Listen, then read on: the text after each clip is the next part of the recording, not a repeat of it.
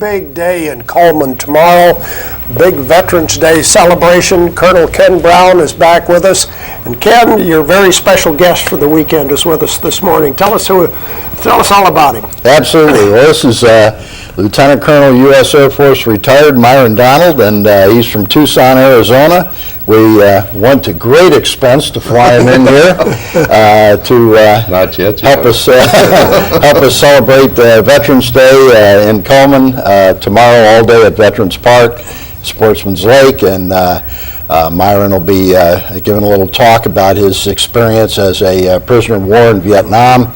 I think those of us that have been around long enough remember when the POWs came home and what a joyous occasion it was. And I don't think, though, that a lot of people really appreciate what these guys went through in that experience.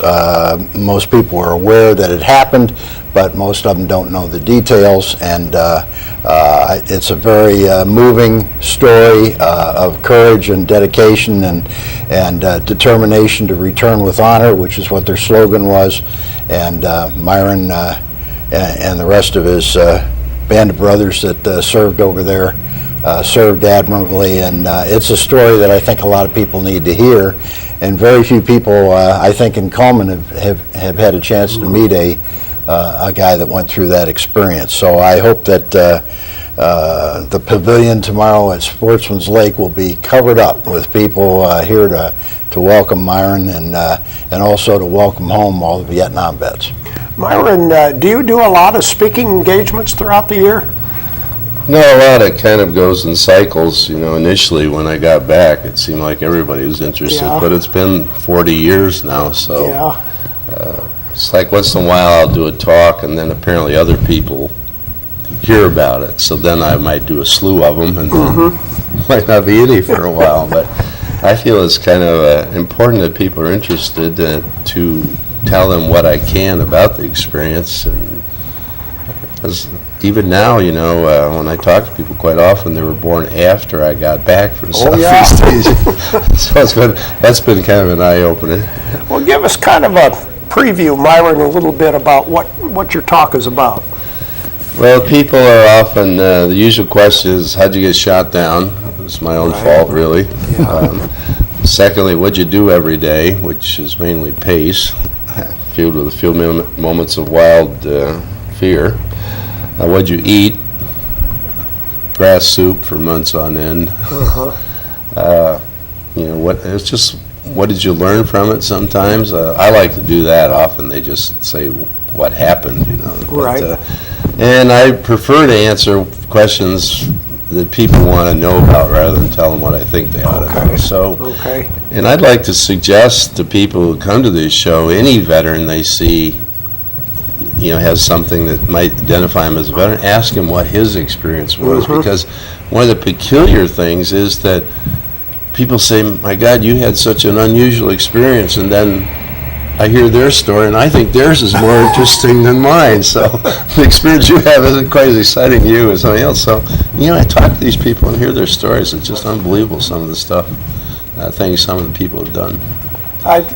Everybody's got their own story. Absolutely. And I think for as many people as served and survived Vietnam, all have a story to tell. And what's neat about this is that last year we had the Huey helicopter, which is a signature piece of equipment, out at the park, and we'll have it again this year, and it was on static display on a lowboy trailer. And I was watching for a while, and a lot of grandpas were talking to their grandkids about what it was like to fly in that, or what it was like to be transported in that, or medevaced in that, or whatever. And you know, this is a great opportunity for the Vietnam vets to come out and see a lot of the equipment that they operated, and to be able to tell their kids and their grandkids, sit there and talk to them about what their experiences were. A lot of people do want to talk about it. Oh, yeah. Well, I've got a couple of questions, Myron. Were most of you survivors? Or were there several who didn't come home? Well, there's, as a general way to look at it, I guess, about half the people, of the total people who were shot down, about a third were probably rescued, a third died in the crash, and then a Right, third okay. became prisoners of war. That's kind of how that worked. As far as survival in the camps, if you were badly injured, you probably didn't make it. There are a few exceptions, like John McCain, because they took care of him.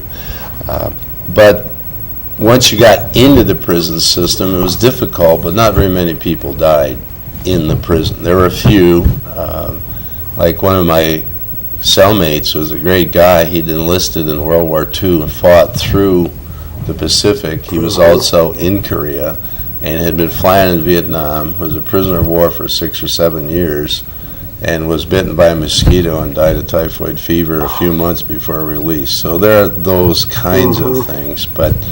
And there were a few people who were killed. We had a couple of escape attempts, and when they caught on, the Vietnamese basically killed them.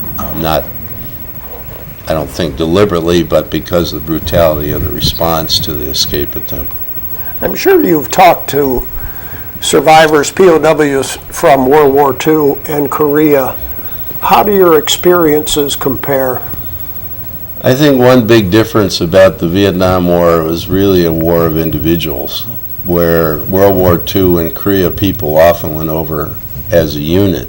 And one thing that was very different about Vietnam is from World War II is people went over on a ship quite often, so it would be a week in transition. But in the Vietnam War, you flew out of San Francisco on United with stewardesses and in-flight meals. You landed in Vietnam, went as an individual quite often to a replacement depot, were flown out to the unit, who might even be engaged. You spent a year slogging through the mud and stuff. Your tour was up, the helicopter picked you up, you went to Tan Son Nhut, you got on United with stewardesses. And an hour a day later, you're back in San Francisco with people taking it out on you. So there was a lot of isolation because of the way the war was operated, which I don't think was very helpful. Now people are deploying to Afghanistan and so on as a unit, which I think makes a big difference. And then they come back and they get honored as unit, as our guard unit did here Yeah. a year or so ago. And I think that's really important and combat is for most of us, it's an individual experience. So it's hard to find somebody else that you feel can relate. Ken, to wrap up quickly, what and where tomorrow?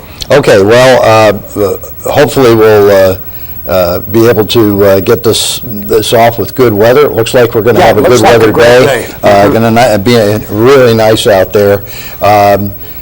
We have things going on both at Coleman Airport and down at Sportsman's Lake all at the same time, so people are going to have to, they can come to either the airport first thing in the morning and get a program that tells them what's going on at both locations all day, or they can come to the park and get a program and see that, and then they can pick and choose what they're most interested in. The aviation buffs are going to want to see the static display of aircraft out at the airport, and the P-51 Mustang and so on. The Army and Marine Corps buffs are going to want to be down at the park to see all the military equipment and displays and weapons and all that sort of thing down there. We're going to have a big Civil War program, so history buffs and the kids and everything are really going to enjoy seeing the cannons fired and the people in their uniforms and that sort of thing. And we have helicopter rides out at Coleman Airport starting at 10 o'clock for the public, so you can come out there. $60 a ride that the Army aviation people are charging, and they'll take you for a ride over Coleman in the Huey helicopter. So that's going to be a good event. I think a lot of people will be turning out the airport for that. But it's a day-long activity. Everything's free. No charge for anything. The veterans and their spouses are going to get a free lunch. Everybody else can buy their lunch from Johnny's Barbecue out there.